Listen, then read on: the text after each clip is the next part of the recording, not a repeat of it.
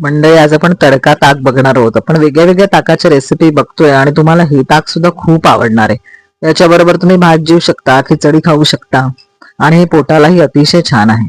तर ही सगळी तडक्याची तयारी आहे. जिरं, आलं घेतलेलं आहे किसलेलं, लसूण पाकळी ठेचून घेतलेली, हिरवी मिरची, मोहरी, हिंग, कोथिंबीर आणि हे ताक केलेलं. हे साधारण 3 ग्लास ताक आहे आणि आता आपण तडका करतोय ताकाचा. ताक उकळवायचं नाहीये आपल्याला, नुसतंच ताक हे थंडगार म्हणून प्यायचंय.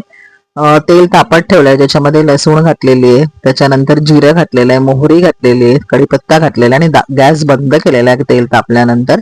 त्याच्यामुळे ही फोडणी जळणार नाही. किसलेलं आलं घातलेलं आहे आणि छान आपण हे ढवळून घ्यायचंय आणि अतिशय सुंदर टेस्टी लागतं हे. तुम्ही नुसता भात जरी जेवलात तरी पोटालाही थंडावा येतो या ताकाबरोबर. नक्की करून बघा आणि ही फोडणी आपली छान त्या ताकाला घालायची. ताक उकळवायचं नाहीये किंवा कोमटही करायची गरज नाहीये आणि ही फोडणीची चव अतिशय सुंदर लागते. मीठ घातलेलं आहे ताकामध्ये, आपण फोडणीत काही घातलं नव्हतं किंवा ताकातही मीठ घातलं नव्हतं. आणि ही फोडणी आपण ताकाला द्यायची आणि फोडणीचं ताक आपलं तयार आहे. नुसतं सुद्धा प्यायला, भाताबरोबर खायला, खिचडी बरोबर खायला, मसाले भाताबरोबर खूप उन्हाळ्यात हे छान लागते चव याची. नक्की करून बघा आणि आपल्या या चॅनलला लाईक, शेअर आणि सबस्क्राईब करायला विसरू नका मंडळी. आपण 1000चा टप्पा लवकरच गाठणार आहोत.